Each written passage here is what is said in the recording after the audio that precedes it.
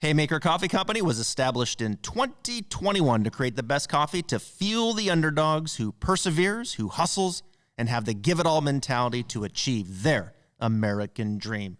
Haymaker Coffee only roasts top quality, specialty grade coffee beans, resulting in brews that satisfies those who demand every drop from their coffee and day. If you work hard, run hard, fight hard, and play hard, we have your coffee right here. We're back, Stir Ripe Show podcast on a Monday. I'm your host, Travis Fulton. Thank you for making us part of your day. Hope you had a great weekend here as we roll into November. Plenty of professional golf still out there. You know, another week, another tournament on the PGA Tour, this time down in Mayakoba, where Russell Henley gets his fourth win on the PGA Tour. But so much more, of course, happening in professional golf. Lots to discuss when it comes to the PGA Tour as it wraps up its season. What's it going to look like in the next season?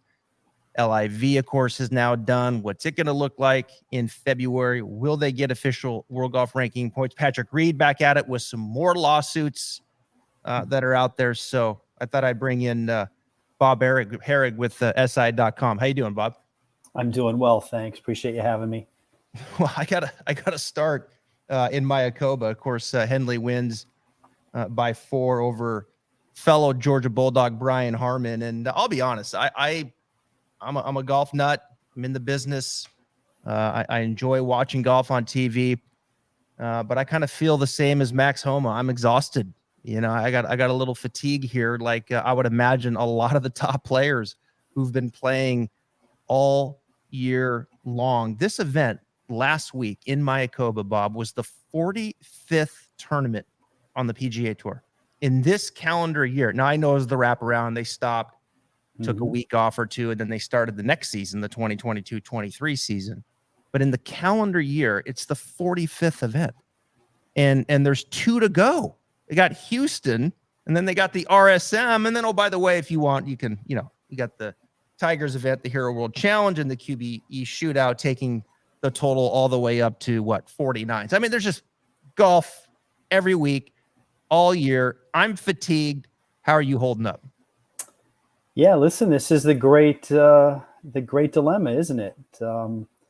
When is enough? When is too much? And I think this is the reason why we are seeing them shift to a calendar year schedule in 2024.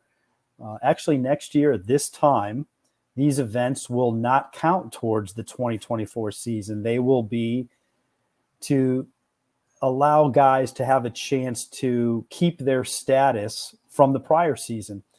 And while it's a little bit awkward to explain because you'll have had the Tour Championship and then there'll be several weeks of events that will still count, it's a much better system than the one we're in right now. Because what it's going to do is it's going to allow the top players, if they want, to take off. They're not going to lose any ground.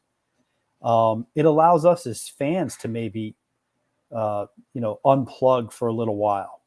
The hardcore golf guy, the golf nerds, those of us who do this for a living, yes, we'll still be following what's going on the PGA Tour, but we do not give the casual fan a chance to miss it. Why is the NFL so popular? They only play 17 weeks. I guess it's 18 weeks, right?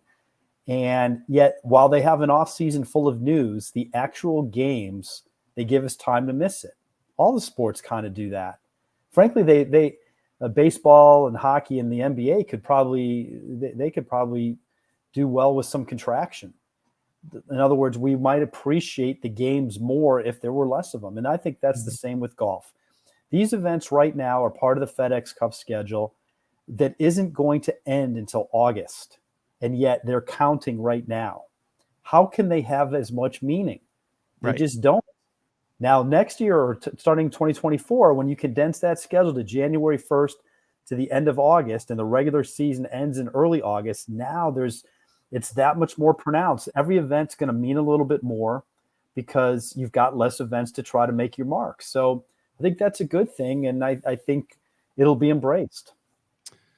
Yeah, it's going to be interesting because, when you look at the mindset of the PGA Tour, right? Jay Monahan, even Tim Finchem before that, they were about adding tournaments. There were companies lining up to sponsor tournaments, which I guess is a good problem to have. If you look at it as a problem for them, they were like, let's just continue to add tournaments. The fall series would get bigger. And to your point, the FedEx Cup, when it came about, you're playing tournaments in the fall, and then that's going to come to a wrap, as you said, next August. And these big time players are wanting to take some time off, and deservedly so, because if the FedEx Cup is going to mean something, and they want it to mean something, I mean, they hammer that home with their marketing, season-long race, FedEx Cup. If they want it to mean something to their top players, then the top players are going to feel obligated. Well, I better play a little bit in the fall. So now there's really no time off. And I've just said, look, through this whole process, through this whole way of thinking in adding tournaments and just extending this thing out where there's really only 3 or 4 weeks in a calendar year where there's not a PGA Tour event, it just gets too watered down, No and question. It's just too watered down. And all of a sudden now the PGA Tour is leading events in July, a 3-week run of events where there's nobody there. There is nobody there. And we just saw one of those fields a couple weeks ago. So a lot of this, of course, now this change into the elevated events, which they're going to have 20, and we know about what 17 of those events are. What are you hearing, if anything, from the players and the media? Do you think this is for the most part being accepted across the board? Like, this is the right direction for the PGA Tour? Jack Nicklaus came out and says, man, it feels like we've got 2 tiers now on the PGA Tour. What are you hearing out there? Well, I mean, he's right, but yet how do you avoid that? Do we want the best players to play together more often? I think this is the trade-off. When you spread it out like you do. Look, in the new season, I believe it's going to be 34 weeks from the first week through to the Tour Championship. The top guys are going to be expected to play 20 of the 34. So yes, there's going to be 14 weeks that will be considered lesser. But yet, are people really tuning in those weeks anyway? I mean, you've diluted the product to the point where, like you mentioned, there are just weeks on the schedule where they're not going to get the fields. People aren't going to tune in as much. The hardcore people will, but not the casual fan. And so let's let those weeks be the opportunity for the guys who are the middle range player or the lower player, the guy who's a rookie. Let those be their opportunity to try to move up. There's plenty of room to move up, by the way. Mm-hmm. Everybody, it's going to be a closed shop. No, it's not. There's still going to be 120 players at the Genesis, the Arnold Palmer, and the Memorial. Not all of those 120 are top players. There's going to be room for entry. Obviously, the other 4 elevated events that they named, the Phoenix and RBC Heritage and the Trail Hollow and Travelers, those are full field events, 144, 156. If you do well in those events, you're going to have a chance to stay among those top players. I think it's good. Look, there's going to be some unintended consequences to this. There probably will be some negatives. I think we need to let it play out and see what happens and then adjust. I mean, one of them right off the bat is, starting in February with the Waste Management Tournament, there's 7 tournaments that are considered elevated in 10 weeks. There's only 3 down weeks in there. Now, those tournaments are going to take a hit. They're the Honda, Valspar, and Valero Texas Open. The other 7 events around them through RBC Heritage the week after the Masters are all considered elevated events, and you're expected to play them. If you're in the PIP this year, you're going to have to play all of them. You might get 1 free pass. So that's a lot of golf in that amount of time. That I think going forward, they're going to have to spread it out a little bit more. But I really do think the idea is worth trying. I think Rory actually said it best. When you go to a Tampa Bay Bucks game, you expect to see Tom Brady. When you go to a LA Lakers game, you expect to see LeBron James. When you go to a random PGA Tour event, there's no guarantee you're going to see Rory or JT or Spieth. And so that's always been a problem. And now I think they've taken a step to rectify it. Well, when there's no competitor in town, you can just do what you want. right? Because where are these guys going to go play? And this is the PGA Tour has ruled court. So what they put out there is what it's going to be, and it's just interesting now because the season that we've just went through has been the thinking for the PGA Tour for many years. Just continue to roll this out, more opportunities for all of our members, right? Not just the top members, the top names, but all of our members.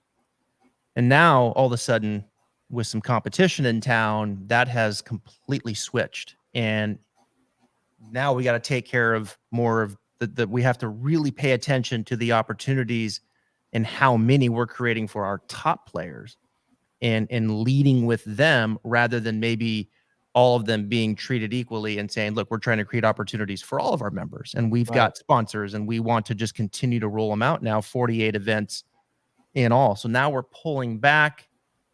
There's no way that we're having this conversation if there's no competitor in the room with Liv, is there? There's no way that we're talking about elevated events, because I've heard, some of the officials from the PGA Tour say, well, this is kind of where we were going anyway. Is that, what do you think?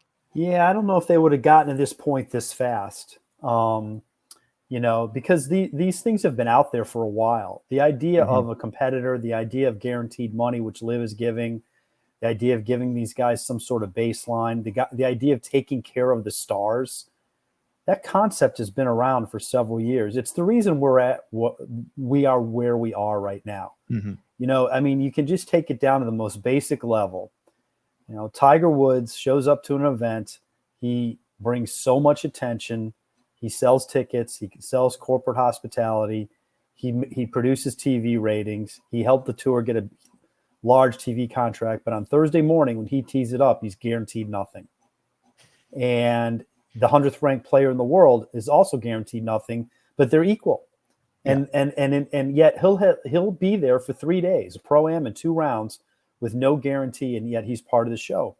And just on its face, that is probably not a good model in this environment today, in an entertainment world where there's no show without the stars. So to your point about taking care of the stars or taking care of everybody, I thought Adam Scott had a good take on this a while ago. He said, the tour has a tough time because it has so many factions to please. Is it the stars? Is it the rank and file guys? Is it the membership at large? And he said, look, I think you have to please someone. And if you're going to please someone, you probably need to take care of the stars. And I think he's right. And I think that's what they're trying to do. And yet they are not taking away opportunities. These events are still going to take place in the fall. They're going to be less top players in them, which actually gives these players more opportunity. Right. When you go to, say, the American Express Championship in Palm Springs in January, not an elevated event. So in theory, you're not going to have a slew of top guys there. Well, if you're, middle of the road guy, what a great opportunity. You're still going to have a chance to win in a tournament that has a purse of over $8 million, over $1 million. You're going to get the same number of FedEx points that you would get for any of the other tournaments. They're not changing that. So if anything, to my way of thinking, it's creating more opportunity, because you would think more Corn Ferry Tour guys will get in events like that. More guys who finished outside the top 125, and their avenue to get in those bigger events is to perform in the smaller events. Yeah. So I think it has, again, unintended consequences we haven't figured those out yet, but I think we need to wait and see and give it a year and then make adjustments, tweak it. There's nothing wrong with that. Yeah, absolutely. And they've had to act. And I agree with you. I don't think we would be where we are without a real competitor in the room who has endless pockets and who's, it's not even a fair fight in many ways. The money that they've paid some of these guys to go over and play, which in all was 13 of the top 50. And that, of course, being LIV. And, I want to transition the conversation to there a little bit. They finished up in Miami. Of course, they started in London, did 8 events. Liv is, it takes about, 45 seconds when someone sees me and wants to talk about golf before they bring that up. It's usually the first, if it's not the first question, it's the second question. Hey, what do you think about this live thing? Right. I mean, how many times have you heard that? And it's dominated the discussion this year. And it's good for conversation in the podcast business. It's been good for this podcast. But I think the question becomes, as we see them now, and they're sitting in the boardroom here in the last couple months, first thing is they have to probably feel pretty damn good where they're at. I mean, I think when they set out, this is what we're going to do, and now it's time to go get players. And we're going to do 8 events, and we're going to execute them here. And like, here's the game plan. People are writing this down, right? And it's on the whiteboard, and ready, break. Let's go do it. And now that they've done it, they've got to be sitting around in that boardroom as they look ahead to next year, and they got to think they've hit a grand slam. Don't you think, Bob? And they got to feel like they have hit a grand slam to this point in year one. How do you think they look at it? I believe they do look at it that way. I believe they feel they've been a rousing success. A year ago this time, they had just announced Greg Norman as their commissioner. They had been working on this for a long time. They, at this point, were planning a 14-team league schedule for 2022. They clearly felt they had enough guys on board already. They were ready to announce players. And obviously, they kept getting put off because there would be something that would get in their way. Obviously, the Phil comments in February, the Mickelson comments, greatly damaged what they were trying to do. A bunch of players backed off, including Bryson and Dustin Johnson, Brooks Koepka, all, paid their allegiance to the PGA Tour. But deep down, those guys were ready to go. And Liv had to regroup. And, look, the timeline is at the Players' Championship, Commissioner Monahan and Jay Monahan, the commissioner of PGA Tour, said, we're moving on. Rory had said it's dead in the water. And look, I just think they miscalculated. I think a lot of us did. Of course it looked to be that way. And then what happened? A week after the Players' Championship, Liv came out with its 8-tournament schedule. They readjusted to invitational series. It wasn't going to necessarily be the same 48 guys every week. They said there would be a team competition that would be fluid. They announced their first event for early June in London. And I remember there being so much derision that people wondered if they'd be able to fill the field, to which Liv came out and said, if we don't fill the field, we will still pay out the full $20 million of individual purse. Well, of course, they had no trouble filling the field. They had people lined up to want to do it. They got 8 events in. Do they have issues to deal with? Absolutely. But look at all the guys they signed. Look at what they accomplished in short order. And so, I think that they believe it is a success. Now, again, I think they have some hurdles. They've got a lot of areas they have to address. And they don't have a big window to get it done. They've got a big, busy offseason ahead to make sure that, that they can kind of keep the momentum and push it forward.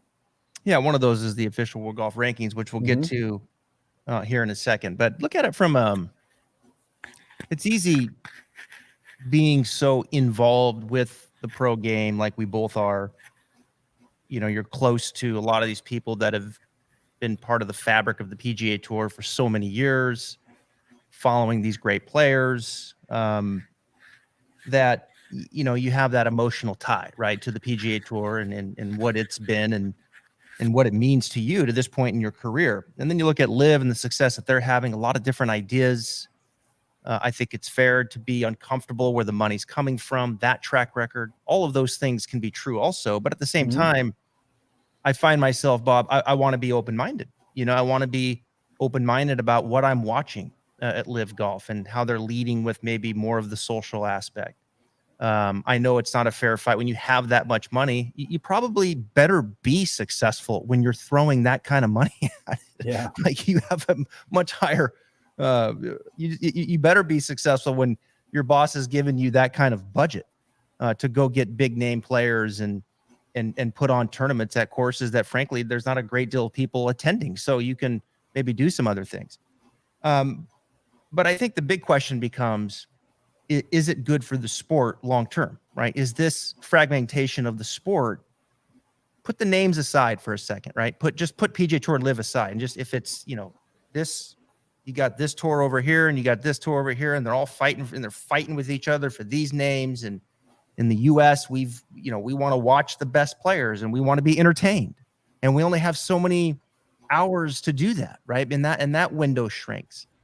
I mean, is this good for the consumer? Is this good for pro golf in where we're going? Because frankly, I go back and forth. I'm like, I don't think it is. Yeah. But I kind of like a couple of things that they're doing. I don't like a lot what they're doing. And maybe there's a different demographic that's going to be, that's going to like that perhaps over the next 10 to 20 years. But then on the other side, I'm like, in my gut, my heart says, nah, it's too spread out. It's too fragmented. Yeah. I mean, I think there's a lot of different aspects to this. I mean, I think it's been good for the golfers. Yeah. Look at what's good. The ones who've gone to Live have been enriched. The ones who are remaining are going to see purses go up quite a bit. So they're going to benefit. I think it benefits the lower level players. It's created more opportunities. You have 48 guys go over to Live. That's maybe they're not all PGA Tour players, but say 30 of them are.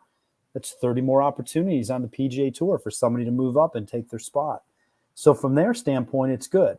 From an overall game standpoint, I would probably say that it's not good because of the fragmentation that you mentioned. Do we really not want to see Brooks Koepka, Bryson DeChambeau, Dustin Johnson, Cam Smith? Do we not want them in the same tournaments as Rory, Spieth, JT, Colin Morikawa, these guys? Do we not want them in the same tournaments except for 4 times a year? Because that's what's going to happen. Unless there's some sort of, agreement made or some sort of compromise, which is hard to see it right now. Mm-hmm. I do think what they've hit on, though, maybe it doesn't need to be 14 of them, but I do think there is a market for something a little bit different.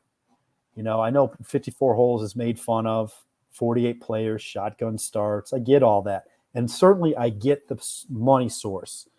The funding from the Public Investment Fund in Saudi is going to be a non-starter for a lot of people, and I completely understand that point. I have no problem with that. I'm not going to try to convince that person that you should embrace this anyway. I just think it's more complicated than that.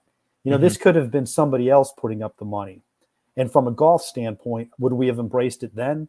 How would we have viewed it?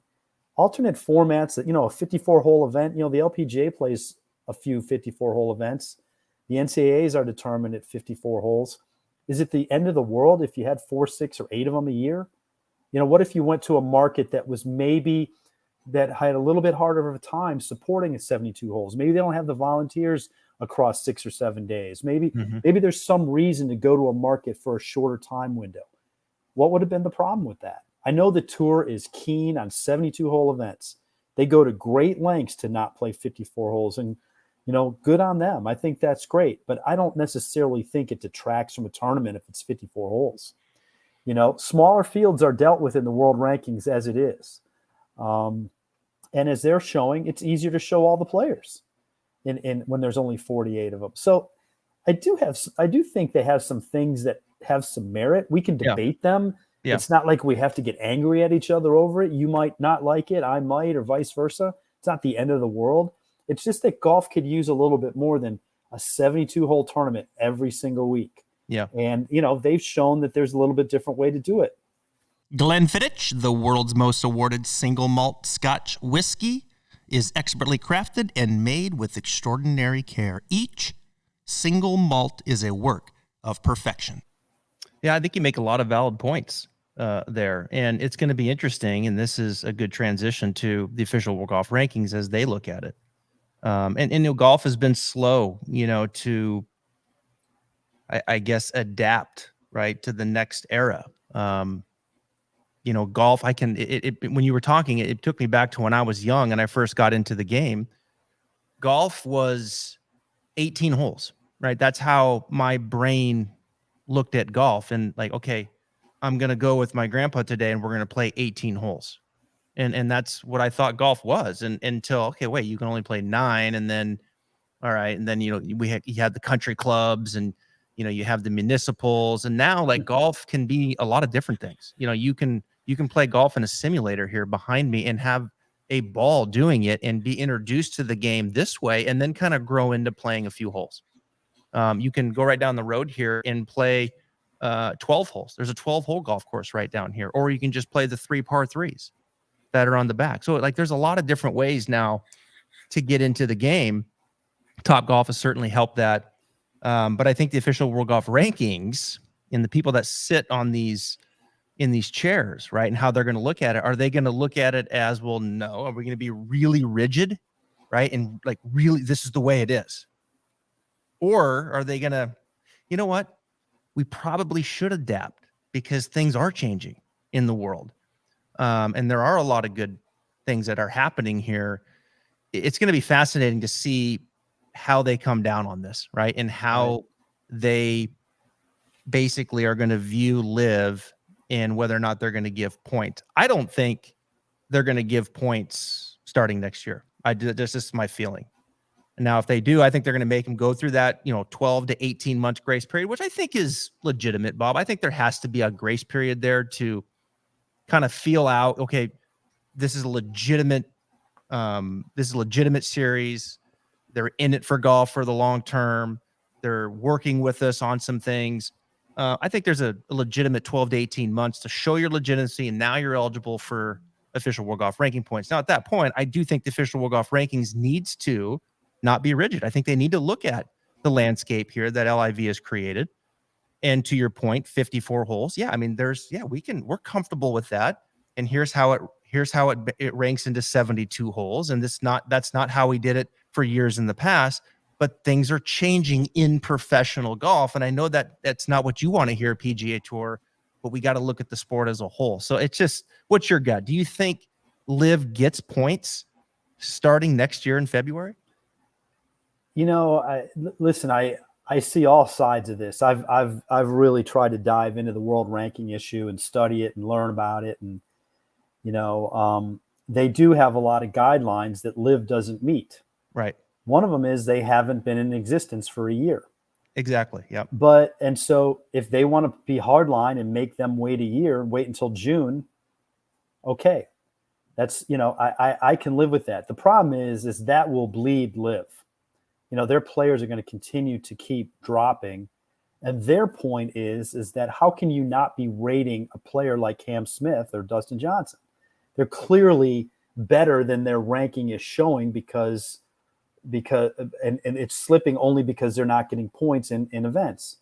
So that's that side of it. I mean, as you dive into the world rankings, the system for allocating points to tours was really never developed with the idea of a competitor in mind. Everything was based more on a tour sponsoring another tour, which would allow playing opportunities at a lower level. That tour that is being sponsored would get spots in the tour that sponsored it. So, for example, like, the PGA Tour set up PGA Tour China, for example, in 2014, a developmental tour. Yep. They got points immediately. They didn't have to wait a year.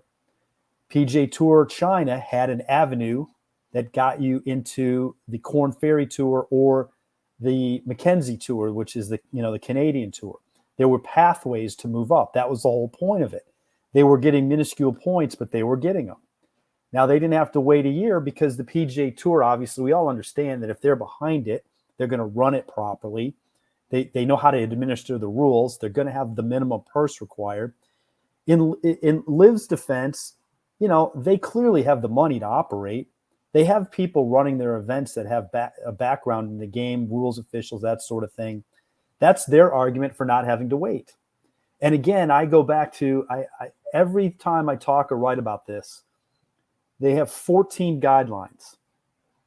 Under the guidelines, they have a big fat paragraph with 3 asterisks. One of them says, you can meet all the guidelines in the World Golf Rankings are not required to give you world ranking points. You could beat none of the guidelines in the OWGR can still give you world ranking points. And the third one is Everything is at the discretion of the board. So that leaves a lot of room for interpretation. If their rules were you have to meet all 14, okay, fine. Live has no chance right now. There's a bunch of things they don't tick. They need to have a cut. They probably need to have a better way of getting into their tournaments. If you're going to lock in 48 players next year, that is in defiance of what one of the criteria is. They should add a team or two and allow for like Monday qualifying or have a direct pathway from the international series, which they've propped up as part of the Asian tour. From every international series event, the top 4 guys get into the next live event. Now you're doing what the majority of the tours out there are doing. And I think if the OWGR went to them and said, look, we need you to do this, this, and this, and if Liv says no, well, then fine, they don't deserve the points. Right. But if they take care of it, give them the opportunity to take care of it and see what they do. Yeah, and I think that's part of that grace period. Like, you may not meet everything, and there might be some things that you need to compromise, right? And meet us in the middle on some of these things. And it just seems like, Greg Norman's approach is, no, this is who we are. This is what we're going to do. And you should be giving us some points. And by the way, you need to retroactive those points. That's never going to happen. That's never going to happen. That would be incredibly difficult to do because it would disrupt everything along the way. I understand their angst and their impatience, but I don't think Greg's handled that exactly right. No, being defiant, like we were saying earlier, right? They got this thing off the ground. It's in so many ways they've been successful. So play nice, be the nice guy, explain your position, explain their best argument is the world rankings aren't completely legitimate if you're not ranking all the pro golfers. That's your argument. To hit them over the head with it, to keep saying, well, hey, we meet the criteria, or we did this thing with the MENA tour. That's not what anybody wants to hear because clearly they haven't met all the criteria. Right. Yeah. Yeah, it's going to be interesting, even just from Liv's perspective, if there's another person perhaps at the table with Greg. Because if I'm Liv and I'm looking, Greg's done a lot of, I'm sure, very, very good things in recruiting players and whatnot. But then you look at maybe how he's handled this official World Golf ranking, and okay, that's probably not the tone that we need to be taking, at the table here to go in, because we need these points, right? Liv needs these points. They need to get involved as quickly as possible. And look, in any business, someone comes in there like that and starts, kind of bullying around and saying, no, we're going to go back and you need to retro these and you're going to do this and you're going to do that. And this is who we are. And you all need to adapt to us 100%. Like, no one wants to hear that. I mean, that's just like, you can't get anything done in any line of work when you're going about it that way. I just, and with that said, I just think, I think they're going to hardline it. I think they will hardline it. I hope the long term, and I think in the future, I hope the majors stay above the fray, because I do want to see the best players as a fan in 4 events, at least. Mm-hmm. The Open Championship it's already come out and determined or the Open. I mean, so everybody's eligible. But those official World Golf rankings are gonna. It's gonna be fascinating to see what comes here in the next 2 to 3 months before they'll be needing to count them again in February. The last thing I want to ask you about is if you could give my audience just a Cliff Notes, an update about Patrick Reed. Of course, his name's coming up. I read your article on si.com. Bob Harig, go check him out. A lot of good stuff. Great follow on Twitter. And just if you could, we're up to I think $1 billion now in lawsuits from Patrick Reed. 2 separate ones. The first one we saw Golf Channel, Damon Hack, Shane Bacon, was like Eamon Lynch, $750 million, and now another one with Fox Sports, and a few others. If you could update us on where we are in the second one now with Patrick Reed. Yeah, I believe he included Shane Ryan from Golf Digest, Ryan, yeah. Doug Ferguson, the Associated Press golf writer. Yeah, you start to feel a little bit left out when you're not getting sued, I suppose. But listen, I don't quite understand it. certainly I'm no lawyer, but I do know how libel and slander work. It's a big part of what you learn as you come up in this business. And it's very, very hard to prove libel or slander for a public figure, which Patrick Reed is. Mm-hmm. You have to prove malice. In other words, you have to prove that I was intentionally trying to hurt your reputation by writing, which is libel, or saying slander, something about you. And while, maybe some of these people, were being very strong in their opinions or their writing or what have you, I don't think it's easy to prove that they were being malicious. Obviously Reed has a lot of incidents in his past that are public knowledge and that have been commented on.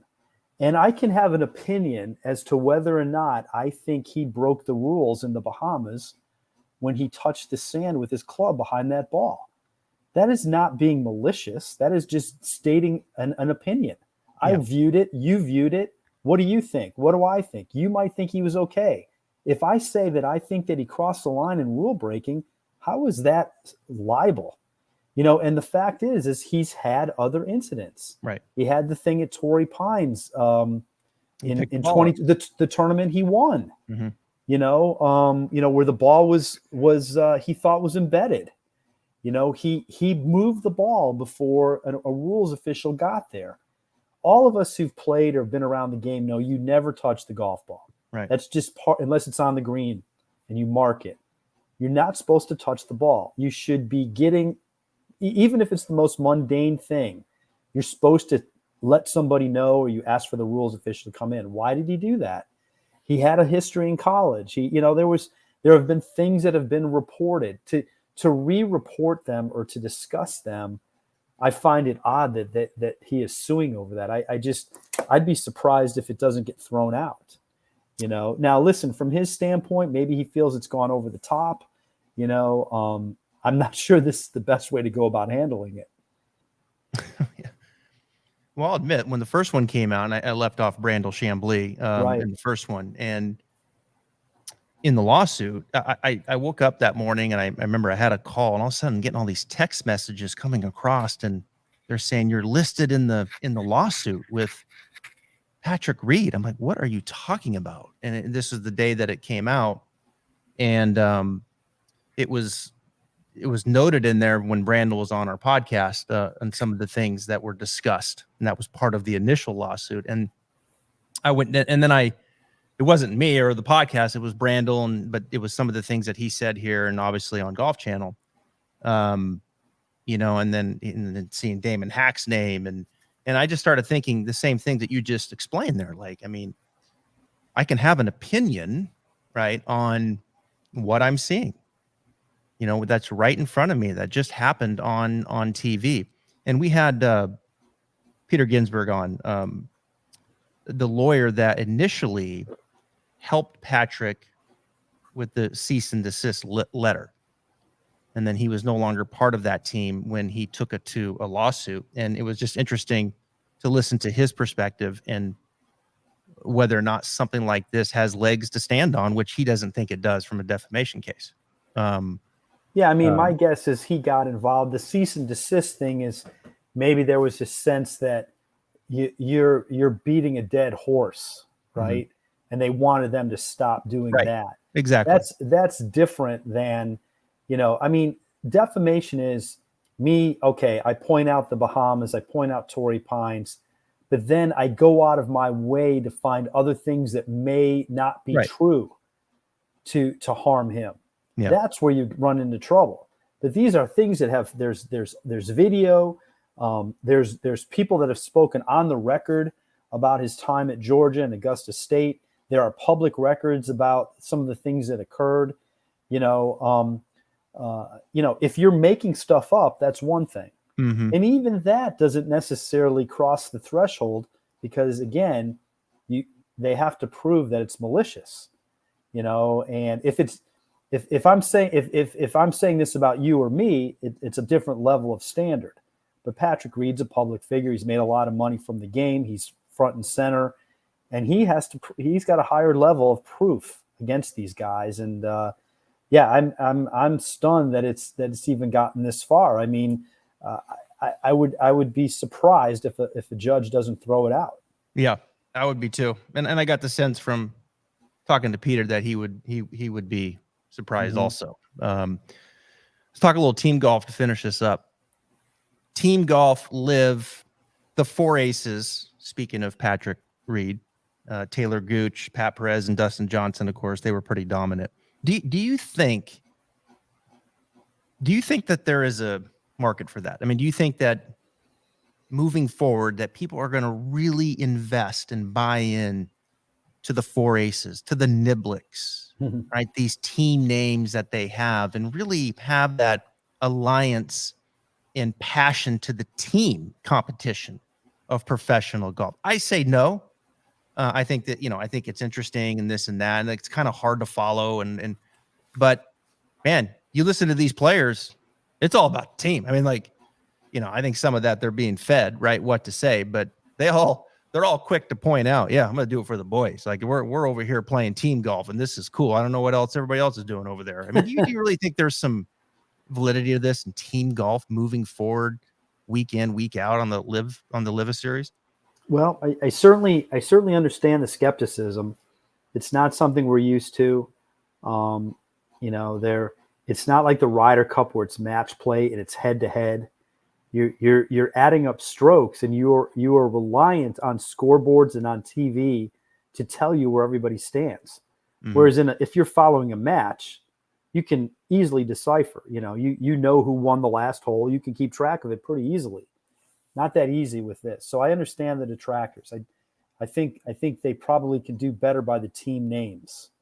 I think that's probably, I just think they threw out a bunch of names to get started, and I could see some of that changing.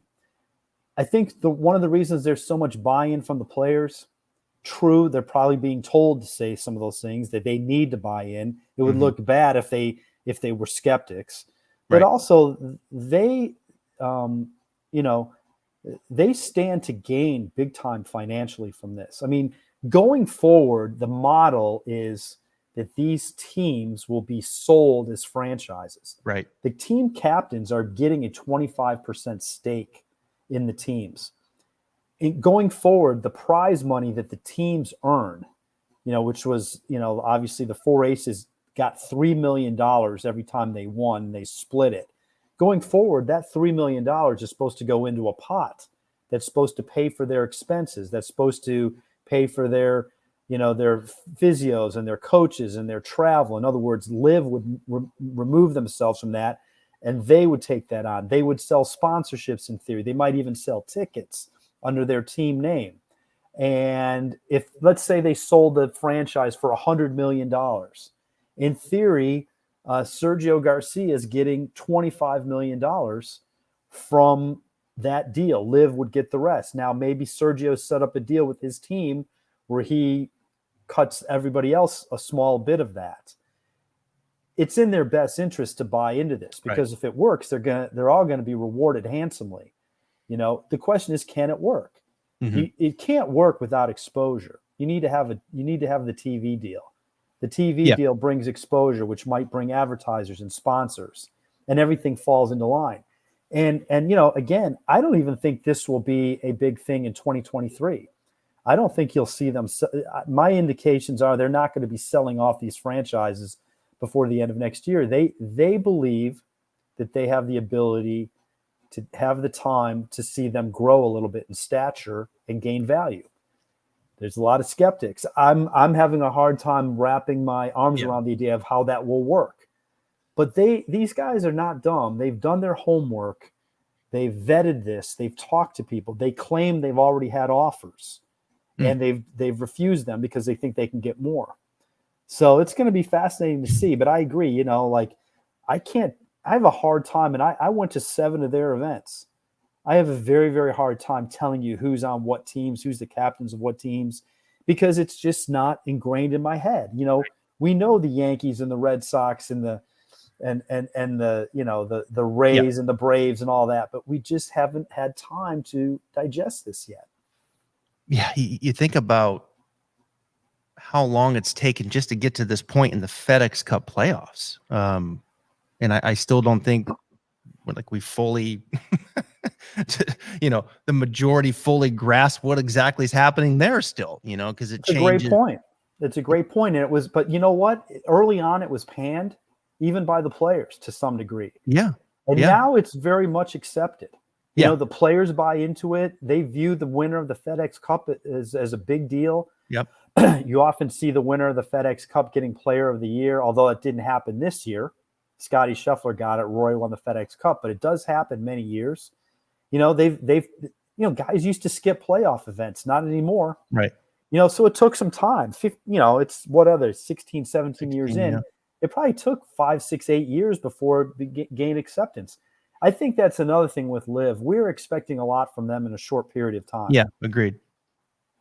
Yeah, I agree. I think it's fair. That's a fair comment. That we're expecting too much probably in year one, and what they've been able to do. You take a step back. You have to tip their cap. You have to tip your cap to them on the guys that came over, executing 8 events, launching the individual and team competition, finishing up in Miami. You may not understand exactly everything that's going on and who's on what team, but they did get it to the finish line, and there's a lot to say for that.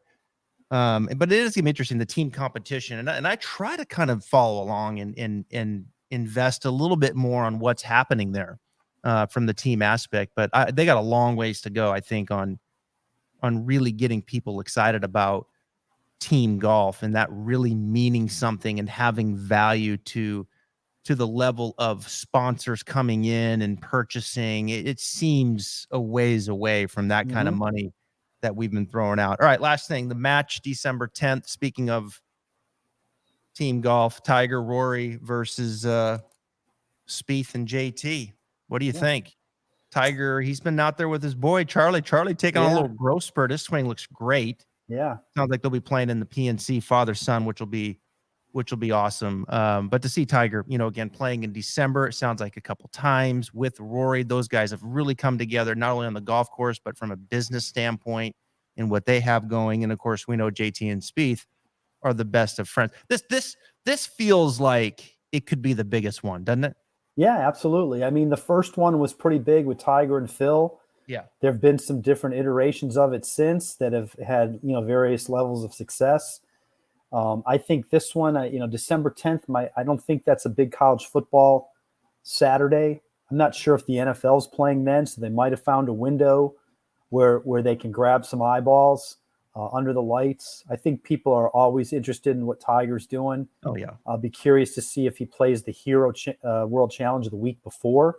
If he does and has any success, then I think there'll be even more interest in him. If he doesn't play, there'll be interest just to see how he looks. And again, 12 holes. It's different. Like it's almost legitimizing the idea of playing 12 holes. Yep. I actually think that's a good idea. Like we should be legitimizing 12 holes as an option for people. Because as you noted, you have a course by you that has 12 holes. Think, why stigmatize it? That should be something that's embraced. And if the pros are going to do it, then maybe we're going to feel better. Hey, you know what? I don't have time to play 18 holes. 9 is too little. Let's go play 12. For some people, that might be the perfect number. And let's be honest, match play is the way that most of us play. Mm-hmm. We're not competing at stroke play with our buddies. We don't finish enough holes. Probably we have too many open holes where you're taking a 7 or whatever. So match play allows you to not worry about that. And so I'm all for it. I'm glad to see that Tiger's part of it again. This is the first time for the other guys. I have a feeling it'll be well received. Yeah, I do too. I think it'll be exciting and kind of refreshing, in some ways, about what we've been through. The President's Cup was kind of refreshing in many ways, just to see the grit of the international team and fighting back and playing something for other than gobs and gobs of millions to sign here and go play, like that. We've just been inundated and beaten down with that, all about the money. And I know that's the world we live in, but in some ways, this kind of golf it's a little refreshing, to watch. And I'm looking forward to it on December 10th. All right. I appreciate it. Bob Harig, SI.com. Go give him a follow. Thank you for coming on the podcast. Really appreciate it. Thanks for having me. Appreciate it. PXG has done it again with the launch of a new lineup of drivers, fairways, hybrids, and irons. The new Gen 5 golf clubs deliver significantly increased MOI, faster ball speeds, longer distances, and tighter dispersions, all coupled with the exceptional feel and sound golfers have come to expect from PXG. Schedule your custom fitting or buy online at pxg.com.